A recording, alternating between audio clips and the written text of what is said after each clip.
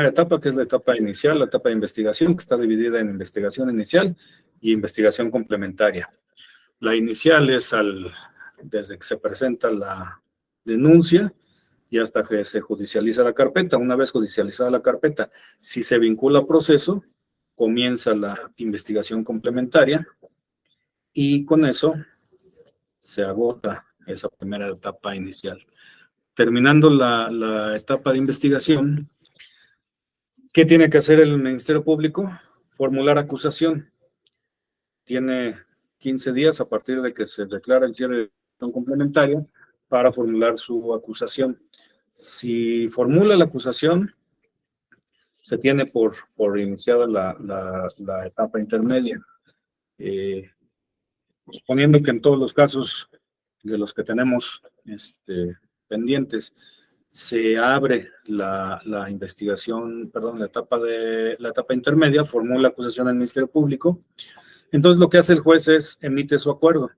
Emite el acuerdo donde se tiene por formulada la acusación y les da vista a las demás partes. ¿Quiénes son las partes del procedimiento penal? El Ministerio Público, la Fiscalía, el acusado con su defensa y la víctima con sus asesores jurídicos. A las tres partes o a las dos partes restantes se les da vista con el escrito de acusación. Y la víctima, en este caso nosotros, tenemos 3 días para formular acusación coadyuvante. Y en ese mismo acuerdo, el juez señala fecha de audiencia. Una vez que se hace eso, viene ahí sí ya, Marisa, el descubrimiento probatorio. Pero el descubrimiento probatorio se tiene que hacer antes de que se lleve a cabo la audiencia. ¿En qué consiste el descubrimiento probatorio? El Ministerio Público tiene que entregar todas las constancias que existan en la carpeta de investigación a las demás partes. Y la víctima, a través de sus asesores jurídicos, y el acusado, a través de su defensa, tienen que darle copia a las demás partes, al Ministerio Público y a la otra contraparte, de las pruebas que vaya a ofrecer en la audiencia intermedia o en esta etapa intermedia. Siempre y cuando esas pruebas no estén incorporadas en la carpeta de investigación. Si están incorporadas con el descubrimiento que hace el Ministerio Público, ya se hizo. Pero, recordemos, en el sistema penal acusatorio, todas las partes pueden realizar actos de investigación y no necesariamente tendrían que estar dentro de la carpeta de investigación que tiene el Ministerio Público todos los actos de investigación. Es decir, nosotros como ofendidos podemos hacer actos de investigación, podemos levantar entrevistas, podemos pedir que se hagan periciales, etcétera, y no incorporarlas a la carpeta de investigación. No se las tenemos que entregar al Ministerio Público. El momento para hacérselas de conocimiento a las demás partes es cuando las ofrecemos en la contestación de acusación, cuando nos constituimos como acusadores coadyuvantes, es donde podemos exponer todas esas pruebas que hayamos recabado nosotros por nuestra cuenta. Lo mismo puede hacer el acusado y su defensa. Entonces, el descubrimiento probatorio es el entregarle lo que no esté en la carpeta de investigación, entregárselo a las demás partes del juicio para que sepan cuáles son las pruebas que se van a ofrecer y las conozcan. ¿Por qué? Porque en la audiencia se va a llevar, o hay una parte que es el debate de las pruebas, precisamente. Aquí no es admisión de pruebas, aquí es exclusión probatoria. Primero, antes de que el juez las admita, primero se abre, atendiendo el principio de contradicción del sistema penal acusatorio, se abre a las partes el debate para que se manifieste respecto de las pruebas que se están ofreciendo por cada una de ellas. Y entonces, las tres partes que intervienen en el juicio tienen oportunidad de revisar el ofrecimiento de las pruebas ya en la audiencia frente al juez para señalar si se tienen que excluir las pruebas por alguna circunstancia. Pero entonces, respondiendo ahorita abundamos más en esta parte, pero respondiendo a la pregunta, Marisa, el descubrimiento probatorio tiene que ser antes de la audiencia, necesariamente. Porque si no hay descubrimiento probatorio, existe disposición expresa en el Código Nacional de Procedimientos Penales que hay una sanción para el Ministerio Público. Y también puede haber una sanción hacia la víctima por no hacer el descubrimiento probatorio al acusado. Recordemos, el sistema acusatorio es un sistema garantista. Quienes tienen la carga de la prueba es el Ministerio Público, de acreditar la existencia del delito. Al constituirnos como coadyuvantes, no nos sustituimos al Ministerio Público, pero sí podemos no nada más corregir, sino adicionar pruebas, sino también adicionar a los escritos de acusación. Y ya nos tocó, no recuerdo en cuál acusación coadyuvante que se hizo, me parece que fue en una de la licenciada Marta, en donde pues inclusive el nombre del acusado venía mal, el tipo penal no contemplaba en los hechos de la acusación del hecho delictuoso, no estaba contemplando todos los elementos del enriquecimiento, era enriquecimiento ilícito, y entonces tuvimos que enderezar y acusar y formular hechos también en adición o en corrección a lo que el Ministerio Público estaba señalando en su acusación. ¿Por qué? Bueno, pues, realmente estamos interesados en que el proceso penal continúe y en todo caso como denunciantes y como víctimas que se emite una sentencia condenatoria al acusado. Y si está mal planteada la acusación porque no se están señalando los elementos del tipo penal completos, en este caso lo que faltaba era ¿qué era? Recuérdenme si alguien se acuerda. La ilicitud, no recuerdo qué parte de qué elemento era el que faltaba. No me acuerdo si era que no señalaba que era servidor público o algo respecto de los ingresos. No recuerdo bien, pero bueno, tuvimos que hacerlo. Entonces, en eso consiste el descubrimiento probatorio, en exponerle, en entregarle las pruebas que no estén en la carpeta a todas las partes. Y eso se tiene que hacer antes de la audiencia. Por eso de repente la insistencia o por eso los ministerios públicos, ya que estamos en estas etapas, ahí sí ya muy acuciosos y muy diligentes nos marcan y nos dicen, vengan con una memoria para entregarles toda la carpeta. Pues porque tienen que hacer ellos el descubrimiento probatorio. De repente por ahí en la de Campeche está pendiente una parte, no nos hicieron el descubrimiento completo. Y ese es un motivo de que la audiencia pues no se pueda llevar a cabo si no tenemos todas las constancias de la carpeta. Y presumimos que si no nos las dieron a nosotros, que somos coadyuvantes ya en el proceso penal, pues mucho menos se las han entregado al acusado y su defensa, y entonces ahí podríamos tener una valoración de por dónde podría no llevarse a cabo la audiencia. ¿Sí queda claro, Marisa? Ok, ¿alguna otra duda previa para empezar a abundar un poquito en el tema? Ninguna. ¿Todos tienen bien clarito lo que es la etapa intermedia? Yo creo que sí, ¿verdad? Vamos a revisar unas láminas entonces.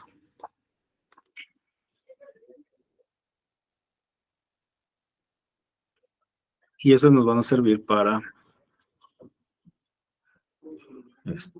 tener un poquito más clara esta parte.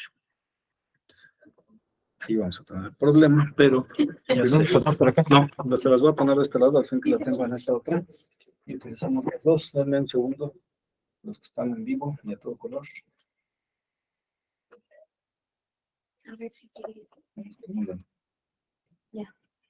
Cuerpo yo y chócala.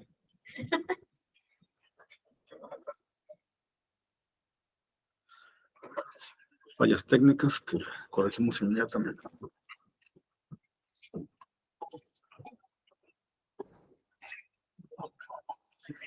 Ahora sí, entonces, vamos a revisar esta parte de la etapa intermedia. La vamos a ver completa. ¿Cuál es el objeto de la etapa intermedia? Tiene por objeto el ofrecimiento y la admisión de los medios de prueba, así como la depuración de los hechos controvertidos que serán materia del juicio. Es la etapa de preparación ahora sí del juicio, de lo que se va a resolver respecto de la responsabilidad penal de quien está acusado. Y esa es la parte donde aunque es un sistema, el sistema penal acusatorio es un sistema de juicios orales, es esta parte precisamente intermedia donde viene la parte escrita del proceso. La parte escrita del proceso es esta acusación que formula el Ministerio Público, que tiene que ser necesariamente por escrito. La contestación o la acusación coadyuvante que hace la víctima o ofendido también debe ser por escrito. La contestación de la acusación que hace el acusado o su defensa también debe ser por escrito. Esa es la etapa escrita del sistema acusatorio, del proceso penal acusatorio. Entonces, son las únicas constancias escritas que va a contener la carpeta judicial que contengan datos específicamente de los hechos, específicamente inclusive de las pruebas que se van a ir recabando o que se van a desahogar en la etapa de juicio oral. Esta es la razón por la cual, una vez que se supera la etapa intermedia, ya no puede intervenir ningún juez que haya participado en las dos primeras etapas anteriores, ningún juez de control. La etapa de juicio ya no se lleva con un juez de control, se lleva con un tribunal de enjuiciamiento. Y ninguno de los integrantes del tribunal de enjuiciamiento puede ser juez o alguno de los jueces de control que hayan participado en las etapas anteriores. ¿Por qué? Porque en algunos otros sistemas del mundo, que también son de corte acusatorio, no se llaman juez de control, se llama juez de contaminación, o así se los conoce. ¿Por qué? Porque ya se contaminaron, ya escucharon. Se supone que son juicios orales porque el juez resuelve de lo que escucha en las audiencias, de las manifestaciones que se van virtiendo por parte de quienes intervienen en el juicio.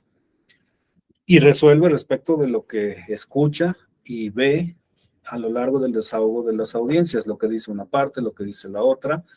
Y las pruebas tienen sus particularidades. Desde el momento del ofrecimiento, y en la parte escrita, hemos tenido oportunidad de corregir o de modificar en algunas de las propuestas que han hecho, de quienes ya tuvieron oportunidad de contestar acusación o hacer acusación coadyuvante, la forma en cómo se ofrecen las pruebas, que también es importante en la etapa escrita. La etapa oral, pues da inicio o es ya el desahogo de la audiencia. Aun cuando pareciera que lo que se desahoga en la audiencia es lo que viene en los escritos, porque finalmente eso es, hay algún momento de debate que se tiene que preparar, que se tiene que revisar en base al ofrecimiento de las pruebas, en base a las contestaciones que se hacen de los escritos de acusación. ¿Qué debe llevar la acusación? Cuando concluye la investigación complementaria, si el Ministerio Público estima que la investigación aporta elementos para ejercer la acción penal contra el imputado, presenta el escrito de acusación, y ese escrito de acusación debe contener, en primer lugar, la expresión de los preceptos legales aplicables. Es decir, no es cierto, me brinqué hasta el 6.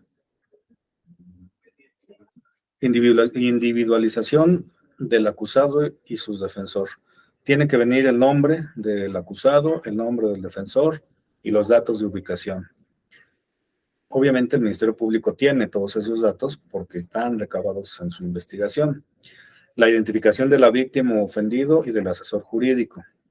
La relación clara, precisa, circunstanciada y específica de los hechos atribuidos en modo, tiempo y lugar, así como la clasificación jurídica. En alguna de las que vamos a tener la audiencia, me parece que la de mañana, no viene muy claramente la clasificación jurídica. Ese es un tema de debate en la audiencia, aunque sí se señala el artículo, en la parte de la individualización de la pena que se está pidiendo, no viene. La relación de las modalidades del delito que concurrieren. La autoría o participación que se atribuye al acusado o a los acusados, si es uno o son varios. La expresión de los preceptos legales aplicables. Si el señalamiento de los medios de prueba que se pretenden ofrecer, así como la prueba anticipada, si es que se hubiera desahogado en la etapa de investigación. No vamos a revisar ahorita lo que es la prueba anticipada, eso porque no se ha dado el caso, porque hay circunstancias particulares. Cuando la prueba se extingue o se puede extinguir es cuando se hace la prueba anticipada. Por ejemplo, una reconstrucción de hechos en el momento, en el lugar, o cuando hay algún análisis químico de alguna sustancia y la sustancia se va a consumir en la prueba pericial, se hace la prueba anticipada y en la prueba anticipada tienen que participar todas las partes. Se tiene que dar aviso a la víctima, se tiene que dar aviso al Ministerio Público, se tiene que dar aviso al acusado, a su defensa, para que participen en el desarrollo de esa prueba, porque como se va a consumir, se tiene que anticipar. O, por ejemplo, que algún testigo esté gravemente enfermo y que no vaya a alcanzar a llegar al juicio, pues se adelanta su testimonio y esa es la prueba anticipada, pero bueno, a grosso modo en general. Las pruebas que se ofrecen tienen una forma muy particular de ofrecerse, no nada más es señalar, como en todos los escritos, en todas las materias, documental consistente en el escrito, en el oficio fulano, firmado por sutano, o testimonial a cargo de sutano, no, no nada más. ¿Por qué? Porque estamos en juicio oral. La prueba se desahoga en juicio oral y el juez va a resolver de lo que oiga y de lo que vea, de lo que verbalicen las partes en el juicio. No puede ver la prueba el juez. El juez no va a ver nunca las constancias de la carpeta de investigación. Y entonces las partes están obligadas a hacer hablar a la prueba. La prueba se tiene que volver en oral. ¿Cómo hacemos hablar a la prueba? Pues a través de los testigos. ¿Cómo hacemos hablar un documento? Si ofrecemos el documento que ya nos pasó en una contestación que modificamos, no podemos nada más señalar el oficio fulano de tal o el expediente de verificación patrimonial número tal. Tenemos que señalar quién va a hacer hablar a ese documento. No lo podemos hacer hablar quienes estemos participando en la audiencia, que estamos representando a la institución en la calidad de ofendido y como asesores jurídicos. Como parte técnica, no podemos decirle al juez, mire, señoría, aquí está el documento, aquí está el oficio o el escrito de denuncia. Se tiene que hacer hablar a la prueba a través de quién, del testigo. ¿Y quién va a ser el testigo que va a exponer el contenido de la prueba documental? Pues el autor o quien conozca o quien haya intervenido en su elaboración. Por eso se ofrece, en el caso del Ministerio Público, en nuestros expedientes, la denuncia firmada por el licenciado X, para no poner nombres, quien haya firmado la denuncia, o quien realizó el dictamen contable en el expediente de verificación patrimonial, quien lo está firmando, a ese lo citamos como testigo. Pero es que ya no está, ya no trabaja, ya no es servidor público, o ya no está en esta institución, ahora está en el Senado. Bueno, pues hay que citarlo al que firmó. ¿Por qué? Porque él es el que va a hacer hablar al documento. Él es el que lo hizo, él es el autor del documento, él es el que lo tiene que exponer. Y entonces veremos en otra sesión, vamos a tener que revisar también la forma de realizar los interrogatorios, las técnicas de litigación, cómo tenemos que hacer las preguntas para hacer hablar al documento. El testigo nos va a hablar de lo que le consta y lo que le consta es el documento. Entonces, ¿qué le vamos a preguntar al testigo? Pues primero, antes de que sí, si él lo firmó, si él lo elaboró, primero quién es, a qué se dedica. Va a llegar en el desahogo del interrogatorio la pregunta de si sabe por qué está en la sala de audiencias.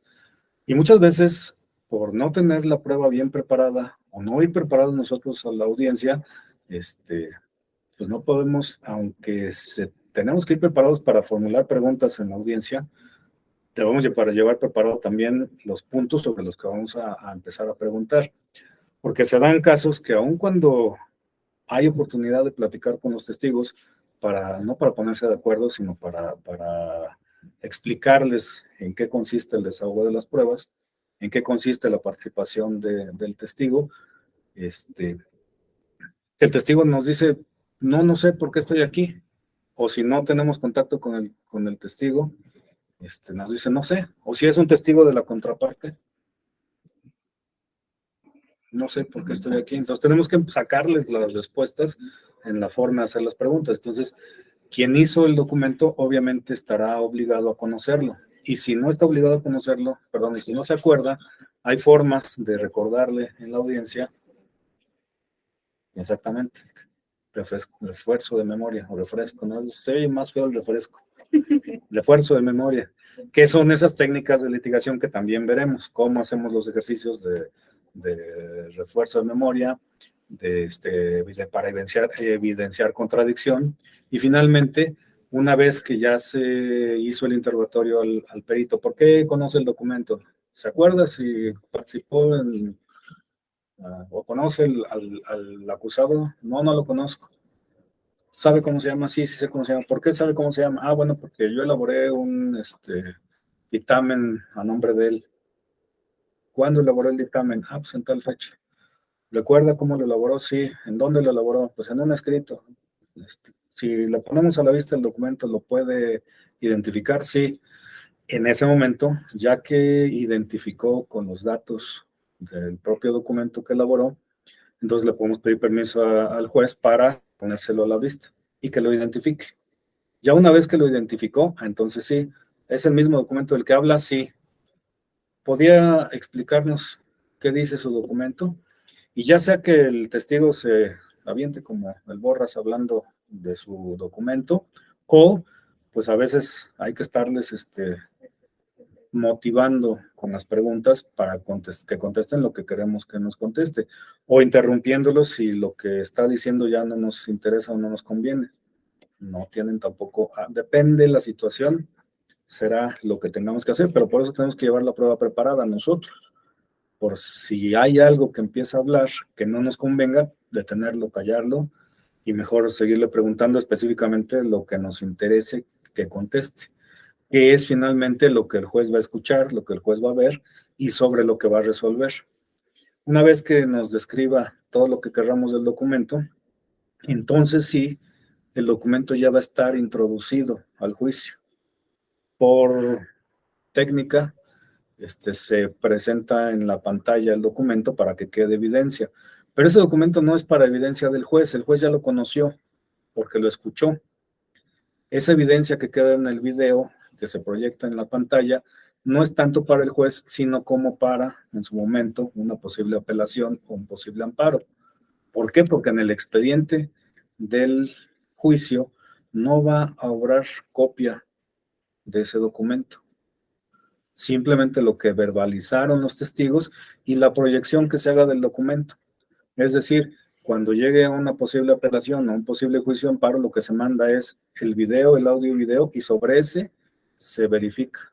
Y por eso va la imagen, pero no se revisa el documento. Entonces, así todos los documentos y la misma o el mismo ejercicio se hace para la incorporación, esta parte de cuando conoce el juez el documento o la evidencia material, también es para cuando hay en algunos delitos, evidencia física, evidencia material. Por ejemplo, en un homicidio, el arma homicida, el arma, ya sea el arma de fuego, el cuchillo, etcétera, pues esa es evidencia física. De la misma forma, se hace hablar a la evidencia. Y lo mismo pasa con los dictámenes. Los dictámenes son evidencia. También evidencia depende del tipo de dictamen. En el caso de lo que nosotros vemos regularmente son dictámenes contables o son periciales que quedan realizadas por escrito. Las mismas que pueden ser en otro tipo de delitos, periciales en psicología o periciales en criminalística o periciales en fotografía o periciales en video. ¿A cómo hacemos hablar a la evidencia material? A través del perito que los revisa. Entonces, citamos al perito, en este caso, en nuestros expedientes son peritos contables, ya sea del área de verificación patrimonial o el perito oficial que pidió el Ministerio Público que se hiciera la pericial contable a través del perito oficial. En ese caso, igual, el perito nos tiene que hablar del dictamen que realizó, pero el juez no va a ver el dictamen. Ahí depende del cómo le preguntemos y la primera parte para acreditar para el perito experto, el testigo experto que es el perito, es primero tenemos que acreditarlo, es decir, acreditarlo es darle crédito. ¿Ante quién le tenemos que dar crédito? Pues ante el juez. Le tiene que quedar claro al juez que el perito sabe de lo que está hablando, que el perito, denme oportunidad porque alguien quiere entrar a la reunión.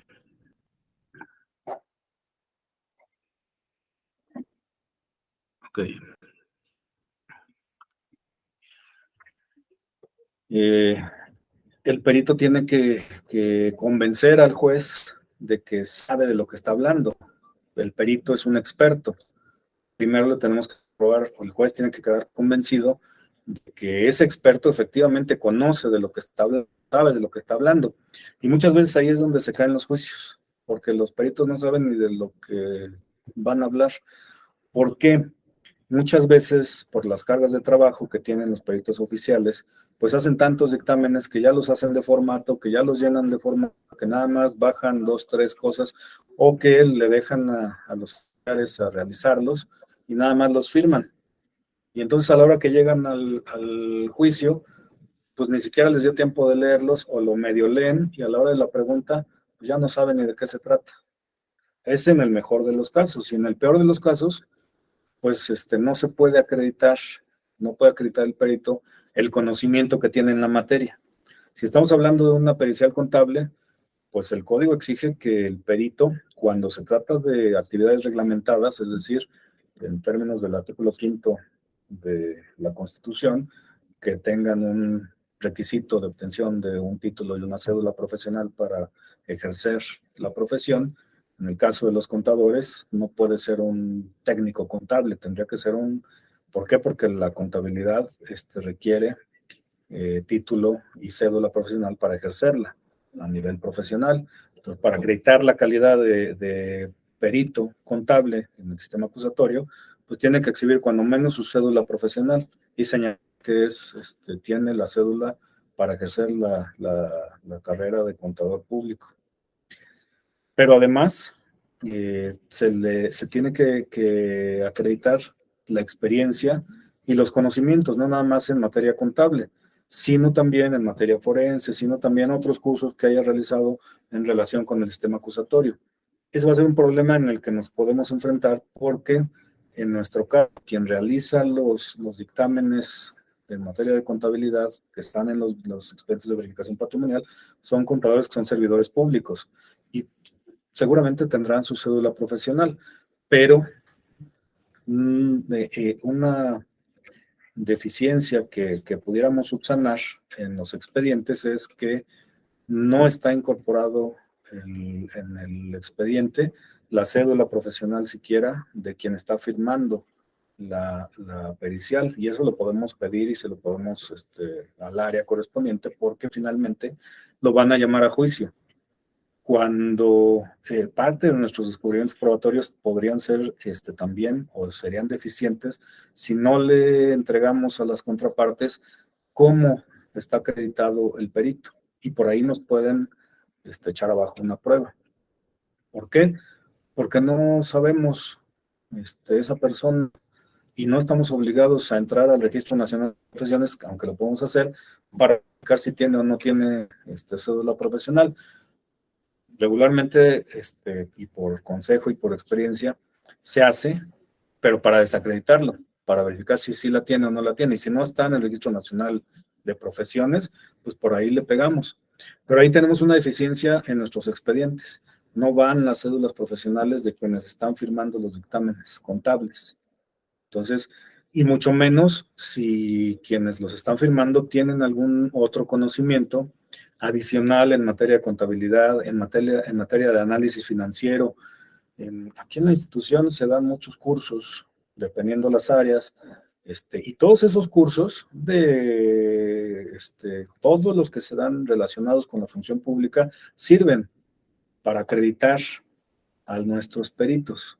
Todas esas constancias que se está obligado a partir del servicio profesional de carrera y que por los cargos y que están ofreciéndose en las plataformas, sirven las constancias para acreditar que además del conocimiento que trae el perito, quien está firmando el documento, como contador en este caso, o del que se trate la expertise, pues además tiene conocimiento de administración pública, conocimiento, cuestiones relacionadas, en este caso, si la verificación patrimonial se hace en términos de la Ley General de Responsabilidades Administrativas, pues se acredita que tiene el conocimiento en la ley, se acredita que tiene la experiencia, y si la experiencia, bueno, esa saldrá ya de la propia manifestación del testigo, para que a partir del interrogatorio nos diga cuántos años ha ejercido como contador, cuántos años de experiencia tiene en la administración pública, cuántos dictámenes de verificación patrimonial ha firmado, ha contestado, etcétera.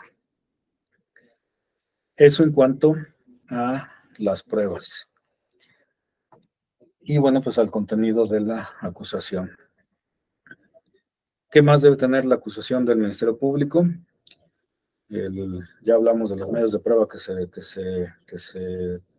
ofrecen por el Ministerio Público, el monto de la reparación del daño y los medios de prueba que se ofrecen para probarlos. Ojo aquí con esta parte. He visto que nuestros amigos de la Fiscalía, en esta parte en particular, en ocasiones no se manifiestan.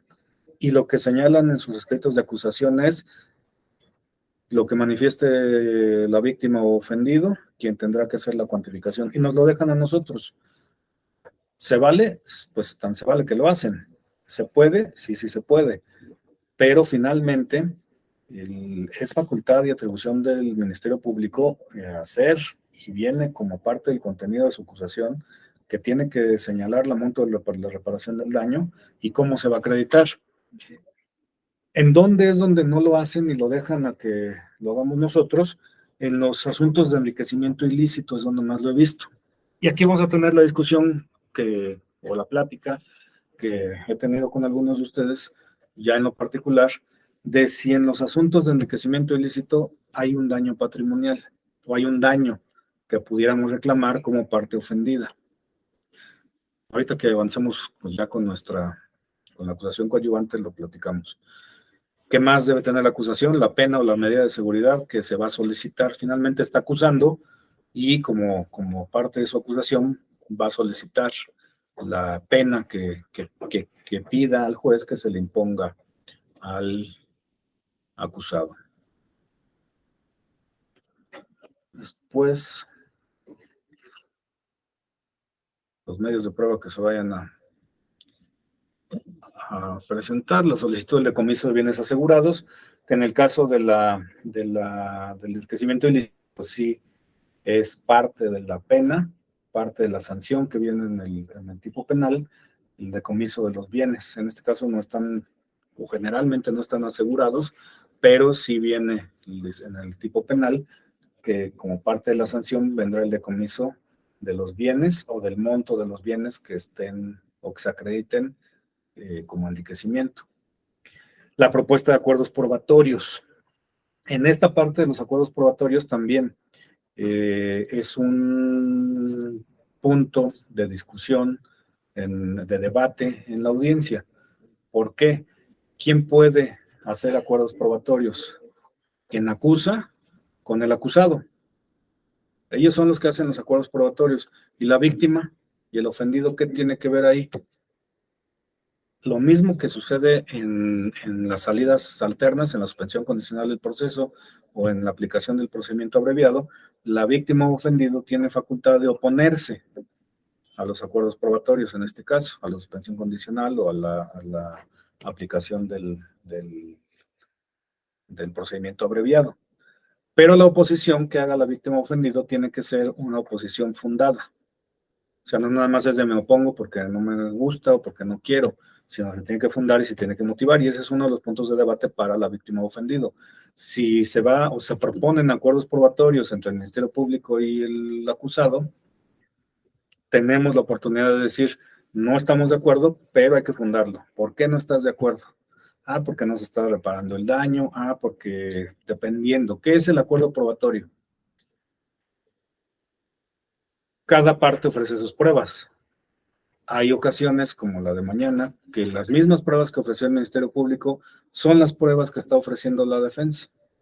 El acuerdo probatorio no va a ser si ofrecemos las mismas pruebas o no.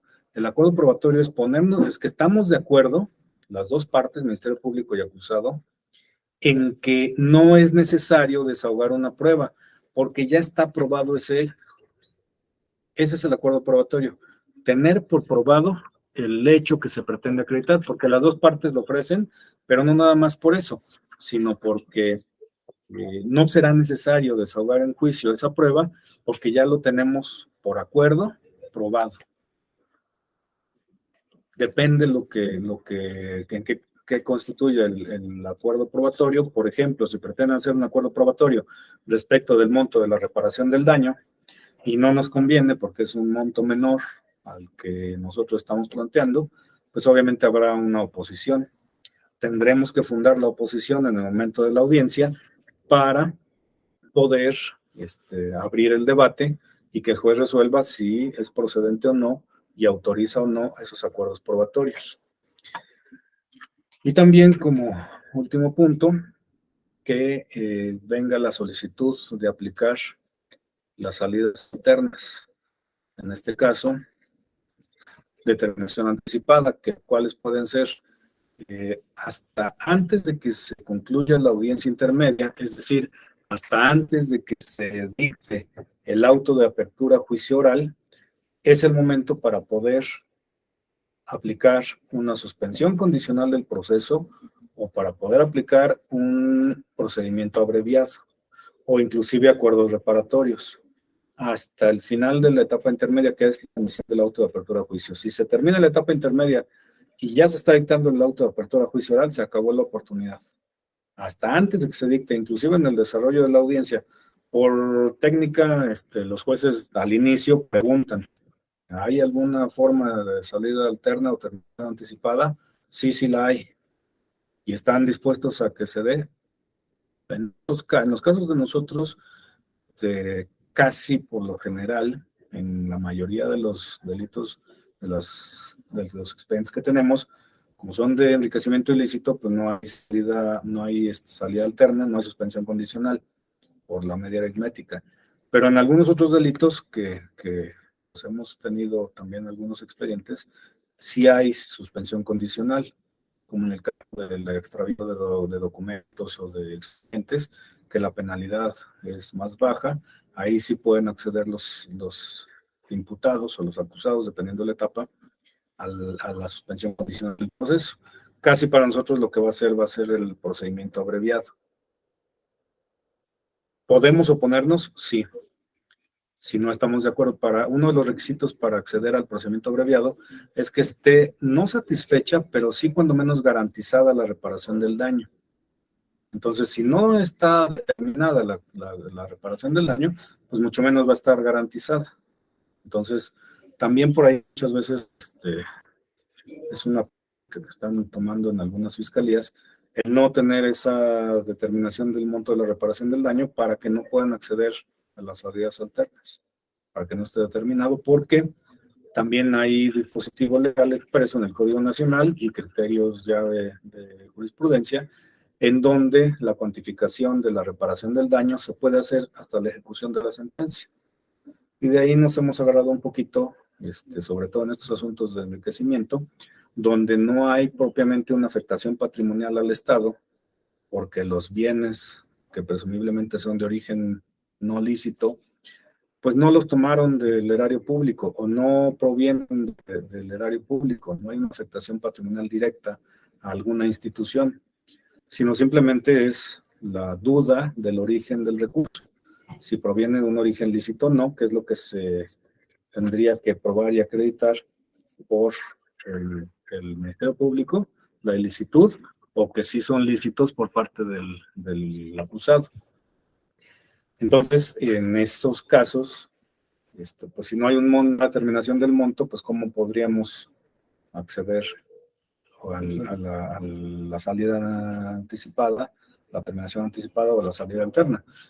En el caso del enriquecimiento, pues como no hay un daño directo, no hay un daño patrimonial cuantificable, lo que hemos hecho es señalar que en todo caso podrá haber reparación material, que lo dejamos para la etapa de ejecución, Es decir, primero resuelve el juez si vas a condenar por reparación del daño, porque tampoco tenemos a la mano un dictamen o una determinación o cómo acreditar con prueba el monto de la reparación del daño. En algunos asuntos sí, de ejercicio, los que traen modus operandi de estafa maestra, sí, porque ahí ya hay algún antecedente o en un dictamen o en la suma de los montos del daño patrimonial que sí se dio a la institución, ¿no? Al erario público. Ahí sí podemos decir la cantidad y cómo se va a acreditar porque ya está en la carpeta la acreditación de los montos. Pero en caso del enriquecimiento ilícito, difícilmente lo vamos a tener en los expedientes que obran porque no tenemos tampoco la forma de saber o de comprobar que ese ingreso no lícito provenga del erario público. Si se tiene, podríamos estar ante una situación de existencia de un delito diverso.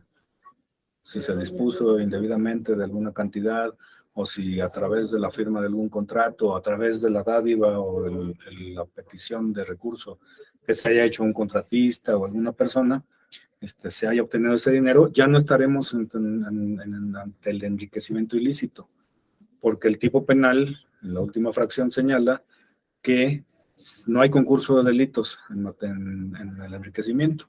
Si se tiene que la fuente del ingreso tiene su origen en otro ilícito de los contemplados en el título 10º de los delitos por corrupción, entonces no se puede seguir por el enriquecimiento ilícito, se tiene que seguir por el otro delito, porque no hay concurso de delitos en materia de enriquecimiento. Entonces, por ahí es la dificultad de la acreditación de o si hay o no daño. Sí. ¿El juez podría solicitarnos que establecer el monto? ¿Podría pedírnoslo? Sí. Nosotros podríamos usar el argumento de lo vamos a establecer de manera posterior. Ojo, cuando se pide por parte sobre todo del acusado, del imputado, la salida alterna, entonces es cuando el juez nos va a invitar o a establecer reuniones conciliatorias o a establecer pláticas conciliatorias o a establecer el monto de la reparación del daño para que en todo caso se pueda dar la salida alterna. No nos puede obligar, porque hay dispositivo expreso que eso se puede cuantificar en ejecución de sentencia. Pero en caso del enriquecimiento, para poder acceder al procedimiento abreviado, tendría que estar garantizada la reparación, pero si no hay daño, lo que estamos incorporando es, lo dejamos para el momento de ejecución, y en todo caso, lo que sí pedimos es, en términos de la ley de víctimas y de los criterios de la propia Corte y a nivel internacional, una reparación integral del daño. Aunque el Código Nacional habla de cuantificación en pesos y centavos, también nos estamos ya metiendo la parte de la reparación integral, que no se compone nada más del resarcimiento económico, sino a final de cuentas, uno de los fines que tiene, una de las funciones que tiene la institución es que el servicio público se lleve de manera adecuada, que los servidores públicos en su actuar desempeñen sus funciones de manera honesta, de manera cumpliendo con los requisitos del artículo 134 constitucional, etcétera. Entonces, lo que nos interesa es la función pública, la función del servidor público. Todos los delitos, en general, dañan a la sociedad. Nuestro interés específicamente al tratarse de delitos cometidos por servidores públicos es que quien cometió el delito en su calidad de servidor público, pues ya dejó una marca, un daño a la propia administración pública por ese mal actuar.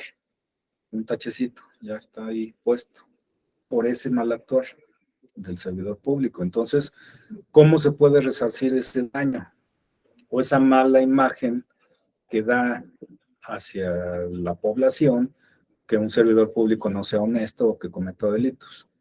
Lo que estamos haciendo es, bueno, pues dentro de las medidas de reparación, pues está inclusive la disculpa pública. Si va a haber el reconocimiento a través de la salida alterna de la terminación anticipada por un procedimiento abreviado, el requisito es que reconozca la responsabilidad. Pues con el reconocimiento de la responsabilidad tendrá que venir la disculpa pública. ¿A quién? Pues es pública, es a la sociedad, porque hubo la comisión de un delito y la sociedad está interesada en que no se cometan delitos. Y una vez que se cometió, que se repare. Si no hay nada que reparar por cuestión de que no se puede comprobar un detrimento patrimonial, pues cuando menos que se reconozca públicamente la responsabilidad y se ofrezca una disculpa y se haga el compromiso ante el juez, pues de que no se volverá a cometer una situación parecida. Que a lo mejor nos podemos decir, pues eso no sirve de nada, o pareciera que no sirve de nada, pero finalmente, pues es parte de lo que se pudiera o se puede hacer en reparación inmaterial. Bueno, una vez que se presenta la acusación, se tiene que notificar a todas las partes. El juez, con su acuerdo, señala la fecha de audiencia y da vista con la acusación a la víctima ofendido y al acusado. ¿Qué hace una vez que se recibe la notificación? Pues ahí entramos. Bueno, aquí en las láminas, primero la parte del descubrimiento probatorio. Ese descubrimiento probatorio, decíamos que consiste en la obligación de las partes de darse a conocer los medios de prueba que se van a ofrecer en la audiencia de juicio. En caso del Ministerio Público, el descubrimiento tiene que ser todos los registros completitos, aunque el Ministerio Público no los haya ofrecido como prueba, sí tiene que entregar todos los registros. Caso contrario del acusado, del imputado y de la víctima. Podemos tener actos de investigación que hayamos realizado que no nos beneficien o que no nos sirvan para acreditar lo que pretendamos y no estamos obligados a entregárselos a las demás partes. El Ministerio Público sí, aunque no los ofrezca como prueba. ¿Por qué? Porque hay una de las funciones que está en el Código Nacional de Procedimientos Penales que corresponden al Ministerio Público, es seguir todas las líneas de investigación, inclusive la de la inocencia del imputado en su momento, en el momento de investigación. Todavía tenemos las inercias del sistema inquisitivo, donde se buscaba comprobar el delito. Parte de las diferencias que hay en el sistema acusatorio es precisamente que se tienen que seguir todas las líneas de investigación, inclusive la inocencia del imputado, del acusado. Y eso viene de la propia Constitución. El artículo 20 de la Constitución, en el apartado A, la fracción primera, nos habla de cuáles son los principios y los objetivos del sistema acusatorio. Y no nos dice meter a la cárcel a la gente. El primero es conocer la verdad de los hechos. Y si en el conocimiento de la verdad de los hechos tenemos que hacer actos de investigación, las tres partes, pues se tienen que hacer. Pero, pues también dentro de la verdad de los hechos es que exista la probabilidad de que el imputado pues no sea responsable, que a lo mejor el responsable sea otra persona. Pues no, entonces no es nada de seguir el cuadrar el delito como forzarlo a que efectivamente se dé. Otro de los fines que está en el 20 constitucional es que no quede, el delito no quede impune. Pero ese es el tercero. El segundo es proteger a la víctima. Entonces, básicamente el llegar a la verdad de los hechos, proteger al inocente, y necesariamente el inocente pues no es la víctima. A veces el inocente es el acusado o el imputado. Obviamente desde nuestra postura como ofendidos, como víctimas, como denunciantes, pues tenemos algunos datos de prueba que nos dan la convicción de que efectivamente se cometió un delito y de que se puede probar ante una autoridad judicial. Entonces, pues, y estamos interesados, sobre todo como institución, en que los delitos que comete un servidor público no queden impunes. Pero bueno, esa es parte de la naturaleza del que el Ministerio Público tenga que entregar todas las constancias de la investigación, porque está ahí, inclusive puede haber información respecto de la inocencia o alguna prueba que beneficie a la defensa, pues no la va a ofrecer el Ministerio Público, pero sí la puede ofrecer la defensa. Inclusive la defensa puede incorporar a la carpeta de investigación sus pruebas o sus actos de investigación antes del descubrimiento, durante la etapa de investigación. Si no se hizo, es este momento donde se entregará a las demás partes, y ya en el caso del imputado o el defensor, el descubrimiento probatorio va a consistir en entregar las copias materialmente de los registros al Ministerio Público. ¿A costa de quién? Del Ministerio Público, y el acceso a la evidencia material que se va a ofrecer en la audiencia intermedia.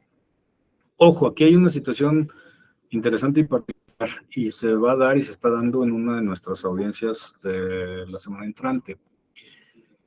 Resulta que como descubrimiento probatorio, el acusado, la defensa del acusado, nos corre traslado de unos documentos capturados en PDF, que a simple vista el documento se abre y se ve, es un contrato de arrendamiento para acreditar un ingreso del acusado, es un delito de enriquecimiento ilícito, y en la firma, es un contrato de arrendamiento, y en la firma del arrendador se ve que está cortado y pegado de otro documento.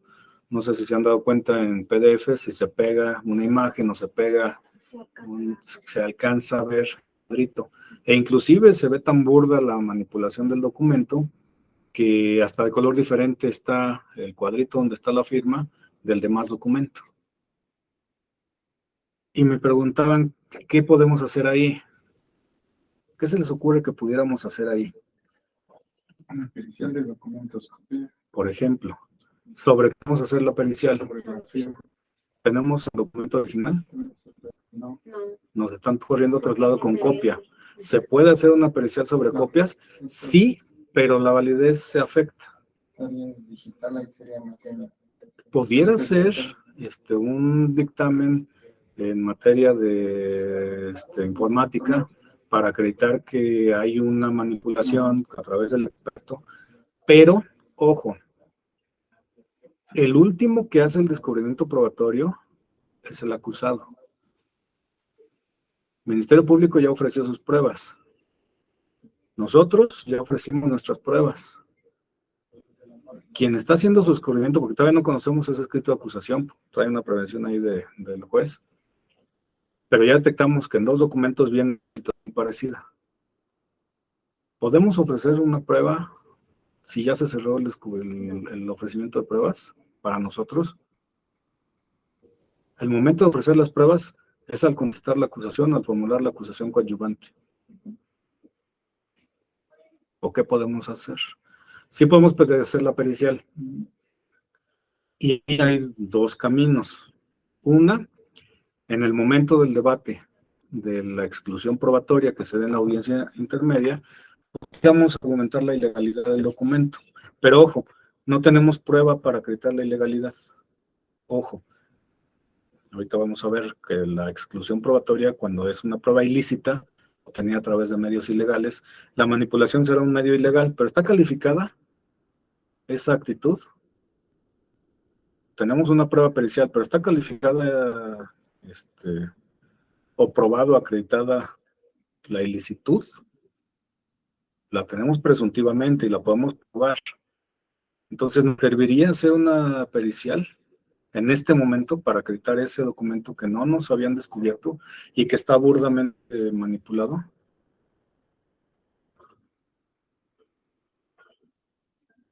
Está bueno, interesante el chisme y el reto. Ya por ahí con quien lo comentamos, ya más o menos sabe la posible salida que le vamos a dar. Pero vamos a dejarle un poquito al análisis para ver también otras opciones. Lo que se nos ocurrió hace rato, que lo platicamos, es que, a ver, alguien se quiere unir, dame un segundo. ¿Quién más quiere unir? ¿Quién es Rodrigo Araujo? ¿Conocemos a Rodrigo Araujo? A lo mejor es de otra computadora, ¿no?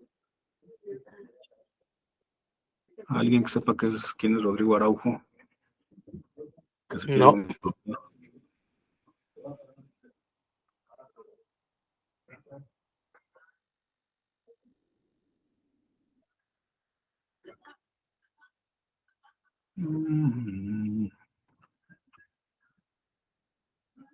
Vamos a admitir, le vamos a preguntar quién es, que se identifique, y si no se identifica lo sacamos.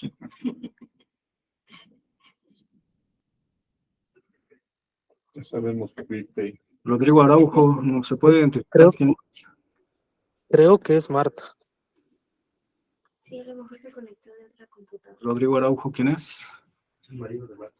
Creo que por Marta. Soy Marta. Ok, entonces lo dejamos aquí en la reunión. Gracias. De repente vimos nombres desconocidos para unos, pero ya lo identificaron nosotros. Entonces, ¿en qué estábamos? Ah, sí. La platicamos hace rato de que en el momento del interrogatorio podemos desacreditar al perito, al testigo, a través de las preguntas. Si firmó el documento, dónde lo firmó, cómo lo firmó, etcétera. Hay momentos para desacreditar esa documental. Ojo, recordemos, la documental no habla por sí sola, habla a través del perito o a través de su autor. En este caso no sabemos, pero suponemos que como nos están trasladando, nos están descubriendo un contrato de arrendamiento, pues llamarán al autor de ese contrato de arrendamiento para interrogarlo. Y nos pueden llamar a dos, porque dentro del contrato hay el arrendador y el arrendatario. El arrendador será el propio acusado y el arrendatario será el testigo. Si como testigo nos ofrecen al propio acusado, pues ahí se puede ir por otra cosa, aparte por lo que está siendo acusado, porque inclusive podría caer en otro delito ante las falsas manifestaciones ante una autoridad judicial. Entonces no creo que sea el testigo el propio acusado. Supongo que será el arrendatario o el supuesto arrendatario. ¿Lo podemos desacreditar? Sí. Pero también tenemos, si hacemos esa pericial, si tenemos oportunidad, mañana van a ir con el MP a plantear la situación de que se haga la pericial para que como prueba superveniente se pueda ofrecer dentro ya de la etapa de juicio. Si es que se admite la prueba y si no se excluye, porque de entrada, aunque lo podamos alegar, dudo que el juez quiera como prueba ilícita excluirla, porque la ilicitud no estará calificada, será sujeto de prueba. Entonces, la salida, pues ahí la planteamos de esa manera, a través del interrogatorio y de plano, si no se puede, tener la prueba preparada para ofrecerla como superveniente. Y obviamente la fecha del dictamen, por la premura, la audiencia es mañana, ¿no es cierto? La audiencia es la próxima semana, de ese en particular, pues no creo que dé tiempo de hacer la prueba y tener el dictamen. A veces sí, pero con calmita se puede realizar para no andar corriendo. Y sobre todo si la va a pedir el Ministerio Público, los peritos oficiales también están hasta el gorro de trabajo, para que dé tiempo, puede ser como prueba superveniente en la etapa de juicio. Esa salida que pudiéramos dar a ese documento que desde ahorita detectamos que pues podría no ser el adecuado.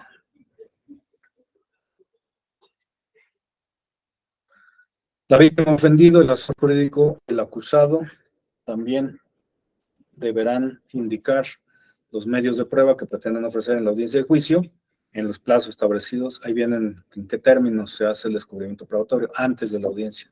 Se tiene que hacer antes de la audiencia. 338 y 340 del Código Nacional, para lo cual se deberán entregar materialmente copia de los registros y acceso a los medios de prueba, con costo a cargo del Ministerio Público. Tratándose de periciales, se puede entregar el informe o el dictamen a las partes al momento de descubrir los medios de prueba o a más tardar 3 días antes de la audiencia intermedia. Esa es la única prueba que se puede presentar, o inclusive se puede solicitar al juez que se amplíe el que se difiera la audiencia porque no está una prueba, que es lo que viene a continuación, paso extraordinario para el descubrimiento probatorio. En caso de que el acusado o su defensor requiera de más tiempo para preparar el descubrimiento, podrá solicitar al juez antes de la audiencia o durante la misma audiencia que se conceda un plazo razonable y justificado para tales efectos. Eso ya nos pasó en una de las audiencias de la próxima semana, del miércoles, en Almoloya, que la defensa pidió más tiempo porque no tenía listos todavía unos dictámenes que estaban preparando. Al día de hoy todavía no nos corren tras los dictámenes. Pidió un plazo razonable y dijeron que el plazo razonable era pues, para estos días. Se supone que tendría que presentar su dictamen a las partes cuando menos 3 días antes del audiencia, es decir, el viernes próximo.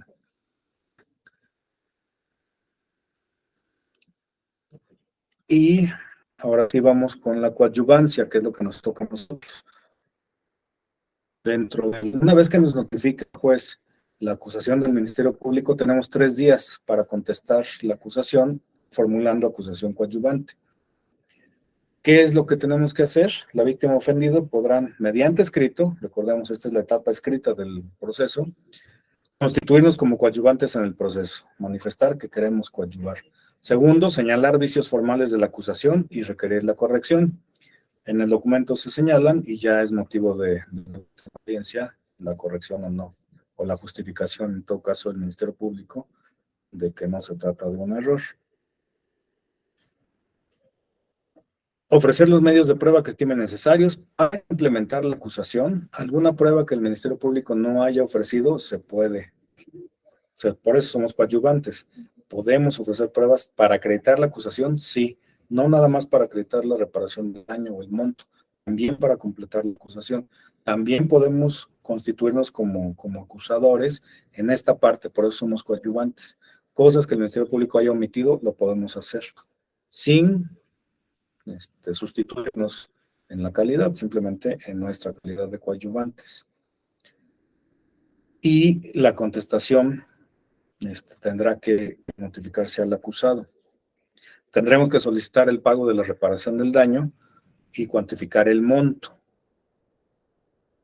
Y a partir de que nosotros contestemos la acusación, empieza a correr, o a partir de que transcurran los 3 días de la víctima ofendido para contestar la acusación, empieza a correr el término del acusado y de su defensa para que ellos puedan contestar tanto la acusación del Ministerio Público como la acusación coadyuvante.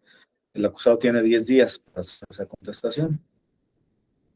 Y también tendrán que exponer en su escrito los vicios de la acusación, de las dos, de la del MP y de la coadyuvante, las observaciones que considere, las correcciones de los errores, y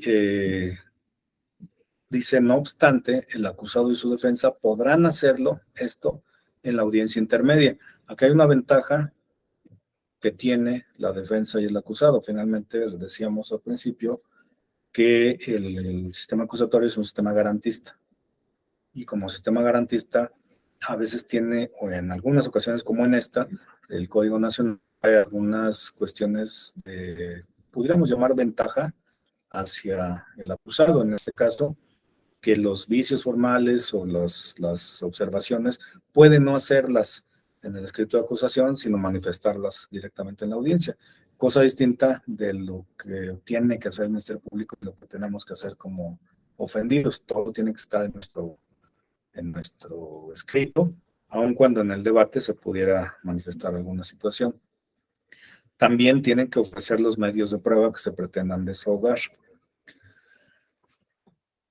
Y aquí en este punto tendremos una situación. ¿Se pueden ofrecer pruebas en la audiencia intermedia? El dispositivo legal que refiere lo que tiene que hacer el MP, el dispositivo legal que es el 338 y 339, lo que tiene que hacer la víctima ofendido como coadyuvante, y el dispositivo legal que dice las actividades en la fase escrita del proceso del acusado, señalan que las 3 partes tienen que ofrecer por escrito sus pruebas. Si alguna no está, ¿qué hacemos? Si no ofreció, ¿qué pasa? ¿Se puede ofrecer en la audiencia? Por el Ministerio Público y por la coadyuvante, no. Hay la posibilidad de que el acusado y su defensa lo puedan hacer porque hay un artículo que señala que se podrá en la audiencia. Y así dice podrá. El acusado podrá ofrecer medios de prueba en la audiencia. Entonces ahí hay una discusión porque hay criterios, hay jueces que lo aceptan, hay jueces que no. Dependiendo de las circunstancias, a mí ya me tocó en algún asunto que no me permitía el juez ofrecer pruebas. Habíamos llegado a la etapa intermedia directamente a la audiencia sin tener la carpeta, se dividió la audiencia para que nos impusiéramos las constancias y una vez impuestos, pues se ofrecieron, ya habían transcurrido los términos del acusado para ofrecer las pruebas por escrito, porque ya comparecimos directamente a la audiencia. Entonces, cuando se reanuda la audiencia, una vez que conocimos las constancias, era imposible ofrecer pruebas antes porque no conocíamos la carpeta. Llegamos a la audiencia, corrimos traslado, descubrimos pruebas a las partes antes de la audiencia y en la audiencia expusimos que se querían ofrecer. El MP no dijo nada. Quien dijo fue el asesor jurídico, era un asunto de violación y el juez dijo: es criterio de esta región, Juan Guerrero, que no se permite ofrecer pruebas a nadie en la audiencia intermedia. Promovimos en ese momento el recurso de revocación y el juez finalmente nos aceptó y nos admitió porque hicimos argumentos de derechos humanos, estábamos en calidad de defensores en ese momento y finalmente nos permitió hacerlo. En el Estado de México no se permite. En la Ciudad de México depende del juez. A nivel federal, que es lo que nos toca a nosotros, no lo sé, porque no me ha tocado a nivel federal. Pero de que se puede, y finalmente la parte de la admisión o de la exclusión de pruebas es recurrible, es apelable, de lo que se determina en la audiencia intermedia. Es algo de lo poco apelable que se puede. Entonces, el escrito del acusado, el escrito de la defensa, se tiene que notificar al Ministerio Público y se tiene que notificar a la víctima dentro de las 24 horas siguientes a su presentación. Hace rato andábamos buscando la contestación de la acusación de la audiencia del viernes 22 y pues no estaba y no la teníamos, pero recibimos un acuerdo, no la ha tenido por admitida salud el juez porque trae algunas deficiencias. Hasta que la subsane ya nos correrá en traslado si es que se la admite y si no, pues se quedará sin pruebas. Pero en la inteligencia de que cabe la posibilidad de que quizás le pudieran admitir la prueba en la audiencia. Una vez que cuando se admite o se recibe la aplicación del Ministerio Público, el juez tiene que señalar la fecha de la audiencia y entonces vamos a llegar a la audiencia. La audiencia no tiene que ser menos de 30 días ni más de 40 días naturales a partir de que se presenta la acusación. Y antes de la celebración de la audiencia, el juez puede, por una sola ocasión, dice el código, y a solicitud de la defensa, ojo, no dice a solicitud del acusado, del Ministerio Público, ni dice a solicitud del ofendido o de la víctima. A solicitud de la defensa puede diferir la audiencia por 10 días. Nada más a solicitud de la defensa. Para tal efecto, la defensa deberá exponer las razones por las cuales ha requerido dicho diferimiento. Entonces, aquí hay otro dispositivo al que únicamente tiene derecho la defensa, al diferimiento de la audiencia, porque no estén preparados. Y entonces sí, llegamos ya a la audiencia. ¿Cómo se desarrolla la audiencia? Ante el juez de control, la va a presidir, se va a desarrollar de manera oral. Obviamente se puede apoyar en los escritos que se presentaron previamente y teniendo el principio de inmediación, el juez tiene que estar presente en todo momento en las audiencias, el Ministerio Público tiene que estar necesariamente, el acusado y la defensa tienen que estar necesariamente, y la víctima o ofendido puede estar o no. No es obligación estar, pero obviamente si presentamos acusación coadyuvante y no estamos, pues no se va a tener por constituida la parte y habrá una manifestación de falta de interés no expresa, tácita, al no comparecer a la audiencia, y entonces la inasistencia de la víctima ofendido no va a suspender la audiencia, se puede llevar a cabo sin víctima ofendido, pero si está injustificada se obtendrá por desistida la acusación que se haya formulado y obviamente las pruebas que se hayan formulado. ¿Tenemos que ir a la audiencia? Sí. ¿Qué pasa si no vamos? Nos pueden tener por no presentado la contestación de acusación o por desistidos de la coadyuvancia o de las pruebas que hayamos ofrecido. Por eso es importante que no se nos pasen las audiencias.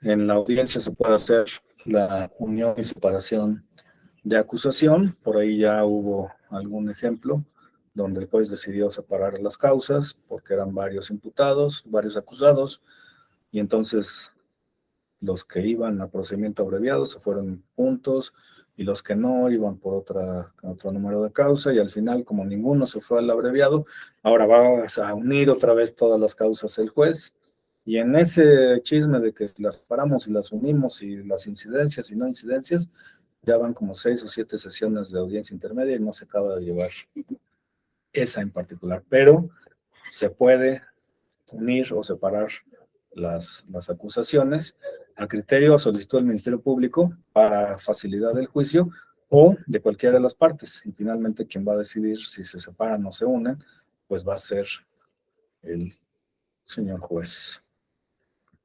¿Cómo se desarrolla la audiencia? Primero el Ministerio Público. ¿Quién acusa? El Ministerio Público, por eso él lleva la primera voz. Realiza la exposición resumida de la acusación. Ojo, son audiencias orales. ¿Puede haber apoyo de lectura? Sí, pero no se puede leer. Y hay muchos jueces muy estrictos, muy especiales, que llama la atención cuando está leyendo. Entonces, si van a venir a leer, y llama la atención. ¿Y por qué? Pues porque finalmente esa parte ya la tiene el juzgado. Es la única parte escrita que viene en el expediente de la causa penal. Pues ya la tiene el juzgado. ¿Para qué la quiere leída si ya la trae leída? La verbalización es para resumir. Tiene que ser una exposición resumida de lo que consiste la acusación. Y entonces es una exposición seguida de las exposiciones de la víctima y del ofendido acusado. ¿Qué pasó? Ah, perdón. No, el alegato de apertura es en la audiencia de juicio. Aquí estamos en la audiencia intermedia. El alegato de apertura es ya una vez que estamos ante el tribunal de enjuiciamiento. Aquí, la exposición de la acusación es verbalizarla. El acusado a través de la defensa también va a contestar o va a exponer sus manifestaciones, pero antes de todo esto, y eso no viene aquí, ya en la práctica, esto como viene en las láminas es lo que dice el código. En la práctica se lleva al revés.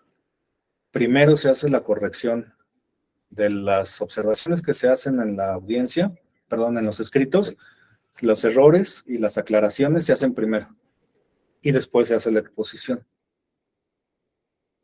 ¿Para qué? Pues para que, por una cuestión nada más de orden, así lo estilan muchos jueces.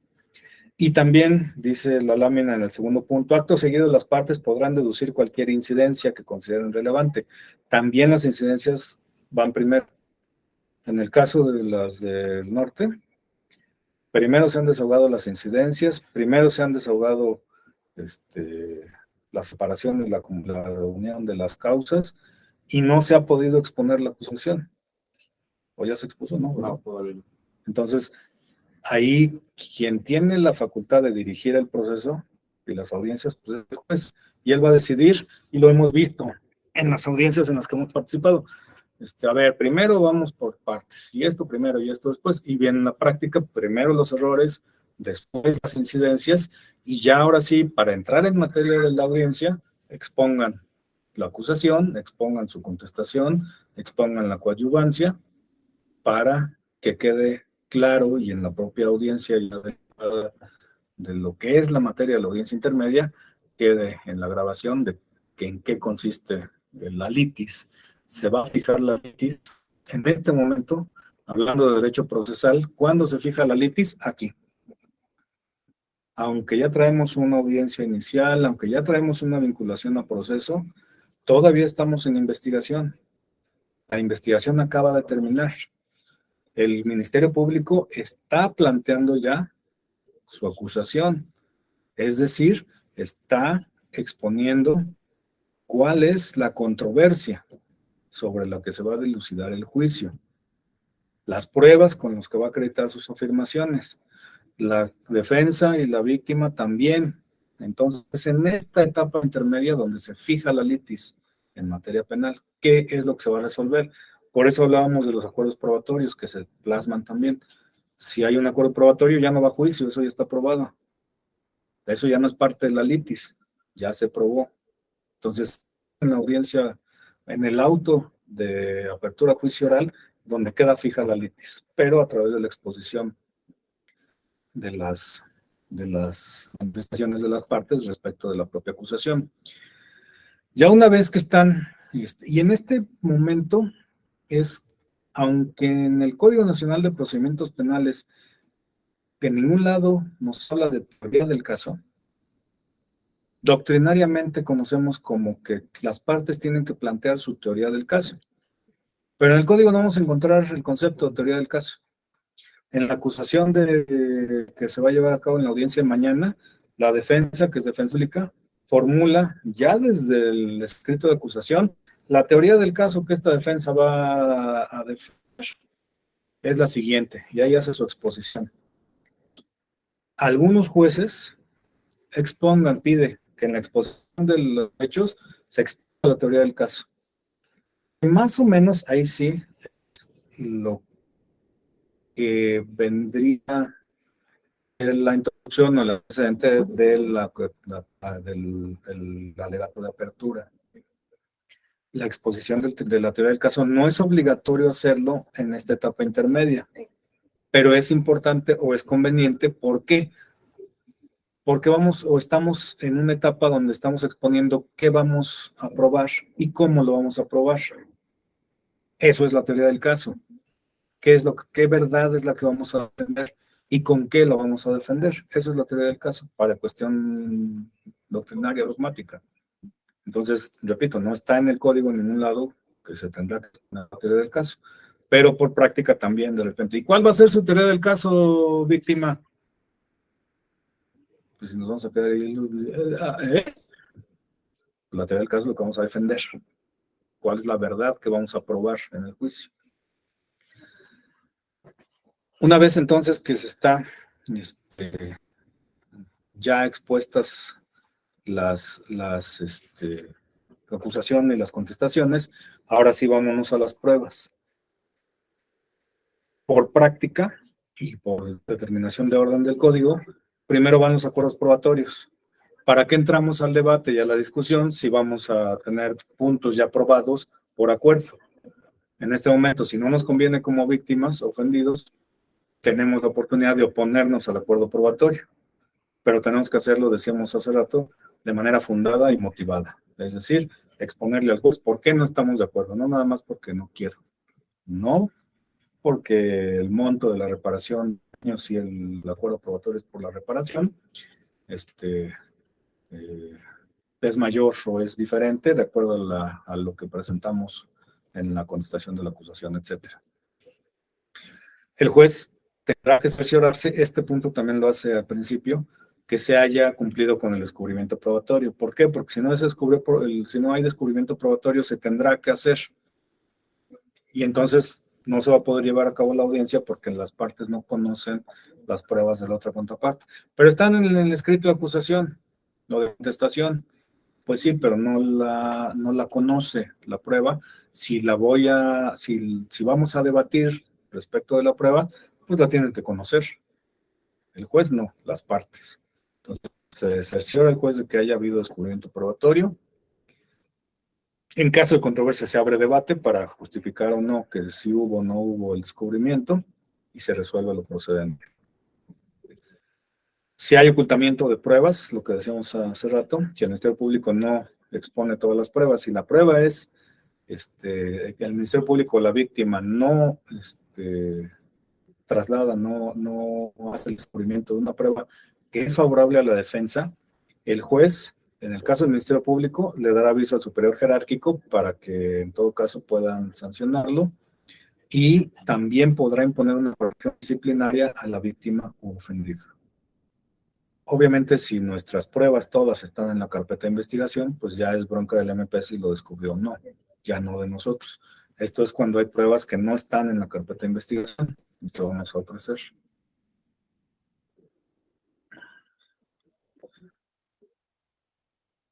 Los acuerdos probatorios son los que celebra el Ministerio Público y el acusado sin oposición fundada de la víctima para aceptar como probados alguno o algunos de los hechos. Si la víctima se opone, el juez determinará si es fundada la oposición, y si no se declara fundada la oposición, se podrá llevar a cabo el acuerdo probatorio. El juez autorizará el acuerdo probatorio cuando lo considere justificado, y en el auto de apertura a juicio se tendrán que exponer cuáles son esos acuerdos a los que se llegó. Y vamos a la carnita, ahora sí, de la audiencia, la depuración de los medios de prueba. Una vez que ya se revisan, se analizan las pruebas, los medios de prueba, ya en esta etapa de juicio ya la prueba se va a valorar o se va a llamar o se va a identificar de diferentes formas a lo largo del procedimiento. En la etapa de investigación son datos de prueba. En esta etapa intermedia son medios de prueba. Y en la etapa de juicio son prueba u órgano de prueba. ¿Por qué? Porque entonces sí ya va a haber un desahogo, va a haber una exposición ante la autoridad judicial. En este caso apenas son medios de prueba. Apenas vamos a decir al juez, a través de este medio voy a probar. En la etapa de juicio, con te pruebo lo que te estoy diciendo. Aquí es a través, este es el medio a través del cual voy a poder probar lo que estoy afirmando.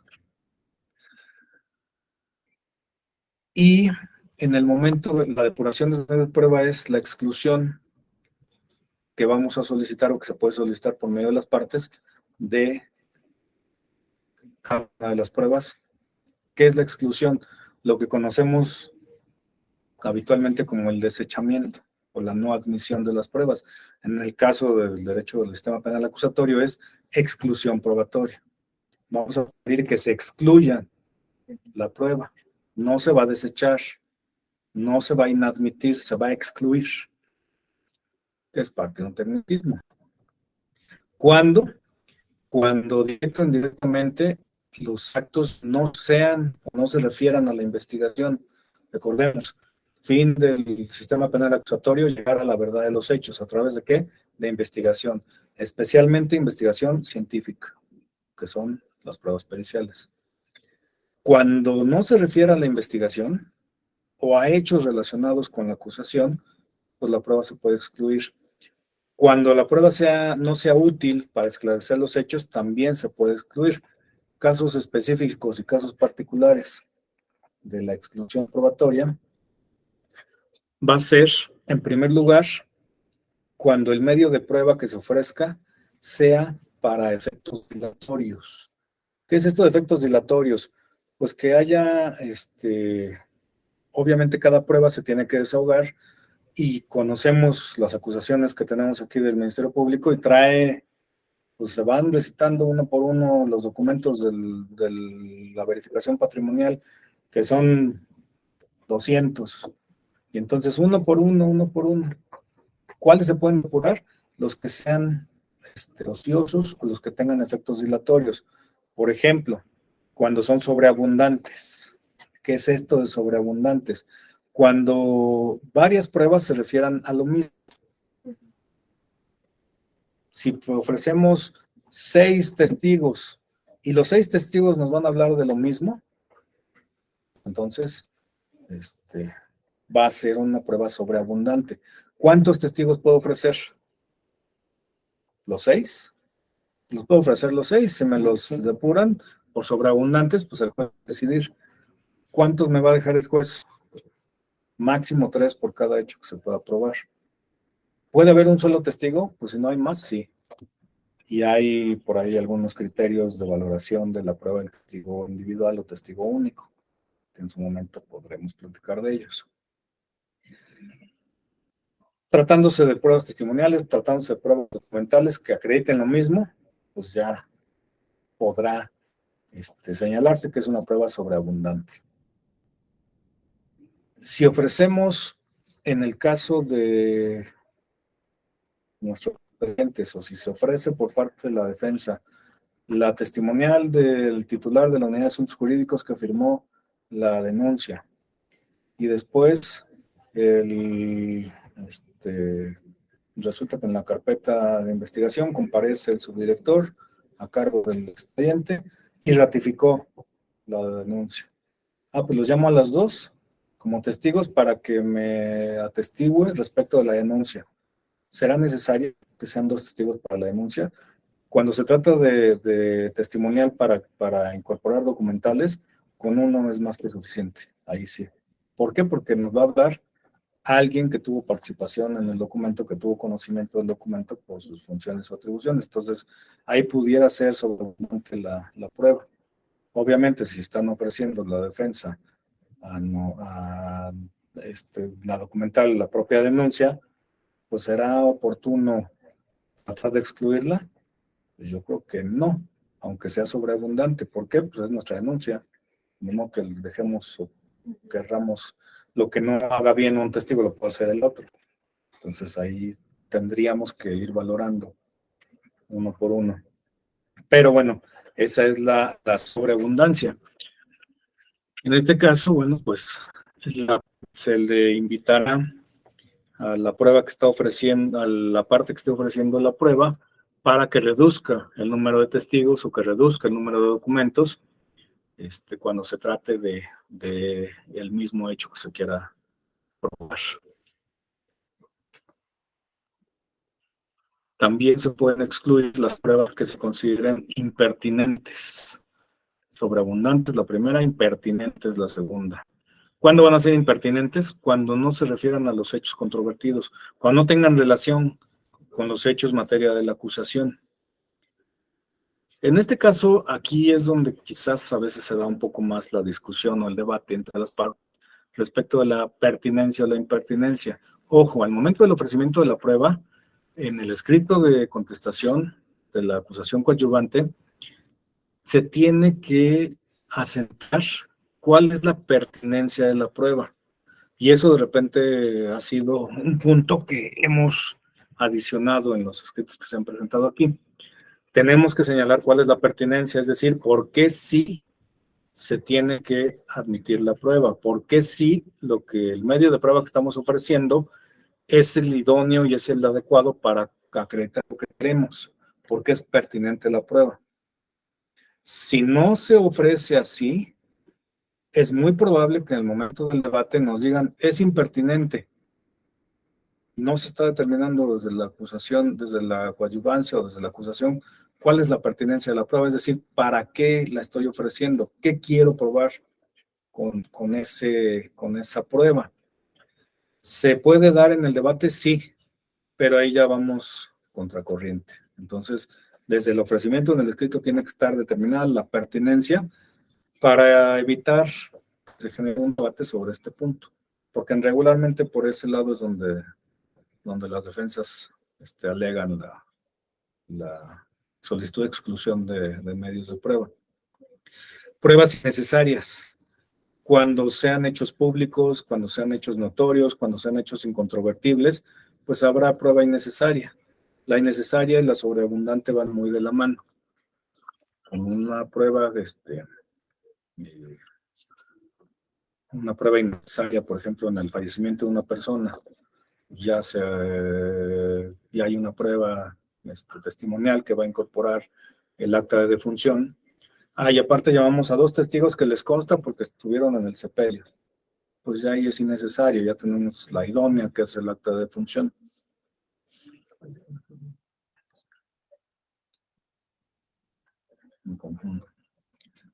La segunda causa para la depuración, para la exclusión probatoria, va a ser por haberse ofrecido con relación a derechos fundamentales, que aquí es donde vendrá el análisis de la prueba ilícita. Pero la prueba ilícita que haya sido, es que se haya obtenido por medios no lícitos. En este caso, la violación a los derechos fundamentales va, ¿perdón? ¿Interrogatorios podrían entrar aquí? No. Bueno, sí, pero ojo, ¿cómo? A ver, interrogatorios. ¿Cómo hacemos el interrogatorio? Estamos en el ofrecimiento y en la depuración. ¿Cómo ofrecimos un interrogatorio? Para que nos lo excluir. ¿O cómo tuvimos que haber ofrecido el interrogatorio? Abierto y que no fueran con preguntas insidiosas. Pero, por ejemplo, ahí cuando nosotros ofrecemos la prueba, no una prueba directa del Ministerio Público, sino de nosotros, derivado de nuestra facultad para investigar, ofrecemos interrogatorios que son insidiosos o que tengan una carga marcada para alguna de las partes o para el beneficio de nosotros. ¿Se ofrece el interrogatorio? No, ¿O qué ofreces? la testimonia. Ok, ya es diferente. Si estamos hablando del interrogatorio es porque ya tenemos una entrevista que pudimos haber realizado como acto de investigación cualquiera de las partes independiente del Ministerio Público. No nada más el Ministerio Público puede entrevistar y durante la entrevista hacer un interrogatorio. Y de esa entrevista le tenemos que poner lado a las demás partes. Si en esa entrevista hay elementos que pudieran dar la idea de que hay preguntas insidiosas, que hay preguntas de esa naturaleza, ¿será o habrá violación a derechos fundamentales por esa valoración que estamos haciendo del interrogatorio tenido en una entrevista? Estaríamos ofreciendo la documental consistente en la entrevista de fulanito, pero no ofrecemos el documental consistente en la entrevista. Ojo, constancias de investigación no podemos ofrecer en etapa de juicio. Podemos ofrecer la testimonial del fulanito que entrevistamos. ¿Y sobre qué va a versar el interrogatorio? Sobre la entrevista realizada el 10 de mayo del 2022. Y lo que tenemos que correr tratado, lo que tenemos que descubrir probatoriamente es la constancia de la entrevista, porque sobre eso va a versar nuestro interrogatorio en etapa de juicio. Pero no podemos calificar o descalificar que las preguntas son insidiosas o no, porque al final de cuentas, si son insidiosas o no son insidiosas, inclusive nos podría convenir como contraparte del que le está ofreciendo. Déjala que corra y mejor nos esperamos a la audiencia en el interrogatorio para desvirtuarlo, para desacreditarlo, para hacerlo caer en contradicción y que a la hora de la valoración se desestime el testimonio de fulanito porque no pasaron las preguntas que le está haciendo su oferente. Entonces, ojo, ahí vamos con la inercia de vamos a ofrecer el documento. El documento va a hablar a través de quién, del testigo. Sí podemos ofrecer la entrevista, pero vamos a ofrecer la testimonial a partir de la entrevista. No podemos ofrecer un testigo del cual no tengamos una constancia de algo que queramos que el juez conozca. Porque la otra parte, seamos quien seamos, si somos Ministerio Público, víctima o acusado, la otra parte no va a conocer de qué va a versar la prueba. Es que lo vamos a interrogar respecto de los hechos ocurridos el día que hayan sucedido los hechos que está señalando el Ministerio Público. Hablando de un homicidio. Lo mataron hoy que es 11 de septiembre, el 10 de septiembre del 2023. El testigo fulano va a manifestar respecto a lo que le consta que presenció el 10 de septiembre del 2023. Ok, ¿qué le consta y qué presenció? ¿Dónde está? ¿Ante quién lo dijo? ¿Cómo sabemos? Bueno, porque está en la entrevista fulano de tal y de la entrevista ya corrimos traslados. Ese es el documento, pero lo que vamos a ofrecer va a ser el testimonio. Nos va a hablar de lo que le consta y que manifestó en la entrevista de fecha. Y las otras partes ya van a saber qué nos dijo. ¿Por qué? Porque ellos pueden y tienen el derecho de conocer respecto de qué va a versar la prueba para poder preparar su contrainterrogatorio. Otro punto para excluir pruebas, cuando las pruebas, bueno, en la parte de la violación a los derechos fundamentales, puede haber violaciones de derechos fundamentales de la víctima, sí, para alguna prueba que pretenda ofrecer el acusado, o derechos fundamentales del acusado. No puede haber violación de derechos fundamentales del Ministerio Público, porque el Ministerio Público es una institución. En el caso de que la víctima, en nuestro caso, sea una institución, habría que valorar qué derecho fundamental probablemente pudo haber sido violentado en la obtención de una prueba.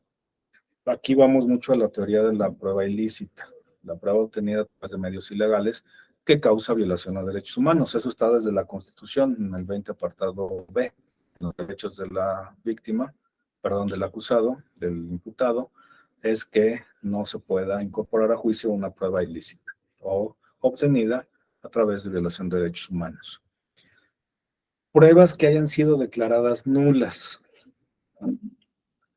Hoy tuvimos una reunión por la mañana en donde platicábamos con la gente de verificación patrimonial respecto de un dato de prueba que nos ofrecieron en un BP, donde hay una resolución de un procedimiento administrativo, donde está declarando la nulidad del procedimiento administrativo, pero señalando que se consideró como dependiente económico a personas, y en la declaración de la resolución viene que esas personas no son dependientes económicos. Ahí hay una manifestación o declaración, a lo mejor no es de nulidad del acto, del procedimiento, pero como ejemplo podemos ubicarlo aquí. Si hay una resolución en materia administrativa que está sancionando a un servidor público en cuestión administrativa, se puede alegar que esa resolución, al ser declarada nula, puede inferir en esta parte. Si es de responsabilidad patrimonial, a lo mejor no, porque van por cuerda separada. Pero ya tenemos algunos expedientes donde lo que están declarando nulo es el dictamen o la determinación final de la verificación patrimonial.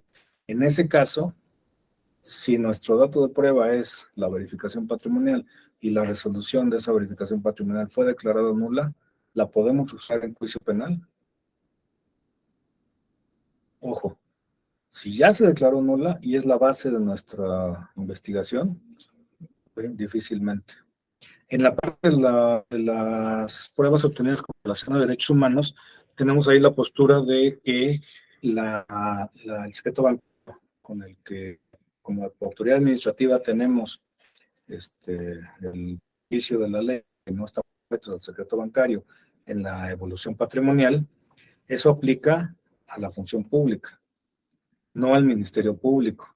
Y por eso en las carpetas de investigación el Ministerio Público solicita autorización judicial para requerir a la Comisión Nacional Bancaria a lo mejor los mismos documentos que ya le entregamos en verificación patrimonial, pero es por esto, porque una cosa es el procedimiento administrativo que nos dio el dato de prueba y nosotros ya le dimos al MP, pues digerido el análisis de volumen patrimonial, sabe qué tienen que pedir específicamente, ya saben qué cuentas, ya saben qué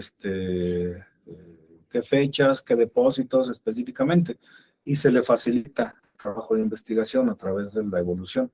Pero hay criterio ya, no es jurisprudencia, pero ya son criterios orientadores, donde si no se obtuvo el control judicial para la autorización de los datos personales que están protegidos con el secreto bancario, información financiera, información bancaria, puede haber exclusión probatoria. En la de mañana hay una situación así. El Ministerio Público no solicitó control judicial para obtener la información que nosotros le mandamos en el BP, va nada más con el BP, y aunque en nuestras denuncias hacemos una análisis y un argumento respecto de la licitud de esa prueba por tener nosotros como autoridad administrativa facultades para hacer la consulta sin necesidad de control judicial, el criterio de los jueces es, bueno, sí, pero eso es en materia administrativa, no en materia penal. Y entonces, si no hay esa esa autorización de control judicial para la obtención del dato personal del acusado, va para atrás la prueba. Entonces puede ser que por ahí no haya o tengamos una sorpresa en ese asunto. Una pregunta, ¿en la que son declaradas nulas, tienen que ser por resolución judicial o hay alguna otra manera en la que puedan declararse nulas? ¿Alguna otra autoridad?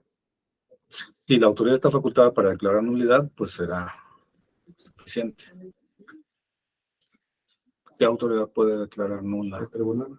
Por ejemplo, no es judicial, pero es jurisdiccional, entonces sí. Aquí es que haya sido declarada nula, obviamente por autoridad competente. Y dice también, por aquellas que contravengan las disposiciones señaladas en el código para su desahogo, las que no estén ofrecidas conforme al código.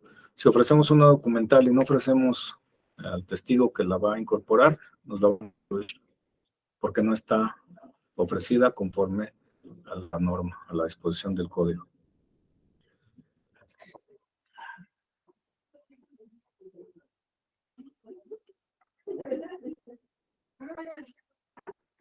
Y el código también maneja algunas cuestiones que no son tanto de nuestro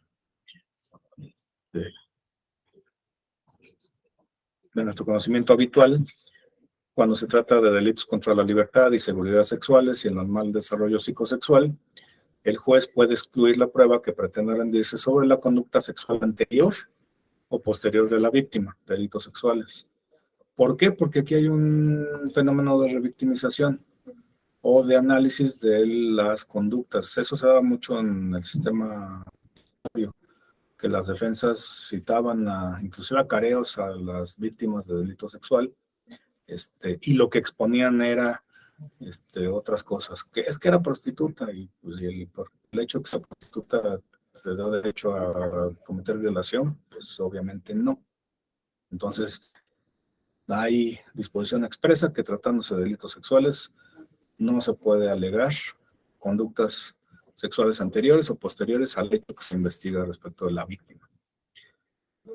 Y quien toma la decisión de la exclusión de los medios probatorios va a ser el juez. Y la exclusión de los probatorios es apelable, decíamos hace rato. Entonces, si no nos favorecen con la incorporación de una prueba como medio de prueba para el juicio, si no está admitida la prueba, la exclusión puede ser apelada. Entonces, ojo, si regresamos tristes y cabizbajos porque no nos admitieron una prueba, podemos apelar o tendremos que apelar por la falta de admisión. Y lo último, bueno, pues ya una vez que se lleva la depuración del proceso, de las pruebas, se emite el auto de apertura a juicio oral. Y en este auto de apertura a juicio oral, el juez tiene que expresar el hecho por el que se está formulando la acusación, el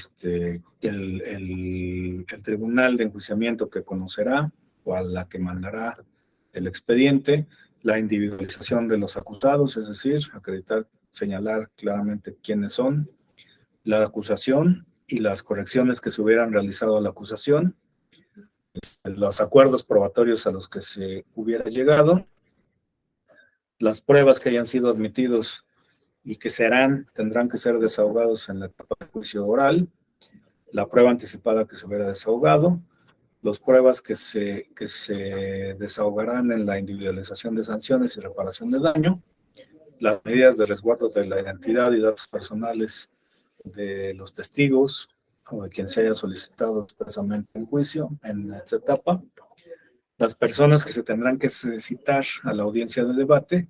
Y aquí, bueno, por experiencia de los peques, sabemos que a los servidores públicos se citan a través de su superior jerárquico. A los testigos, los presenta su oferente, a menos de que se acredite o se manifieste una imposibilidad para presentarlo, entonces queda a cargo del Ministerio Público la presentación de los jueces, o en auxilio el juzgado puede también solicitar la citación. El juez de control hará llegar el auto de apertura a juicio al tribunal de enjuiciamiento, y el tribunal de enjuiciamiento, dentro de los 5 días siguientes a que se dicta el auto, tendrá a su disposición a los registros y al acusado en caso de que esté privado de la libertad. Con eso termina, con el auto de apertura a juicio oral, termina la etapa intermedia. Se cierra con el auto de apertura a juicio oral y con ese auto de apertura a juicio, cuando lo recibe el Tribunal de Enjuiciamiento, inicia la etapa de juicio específicamente.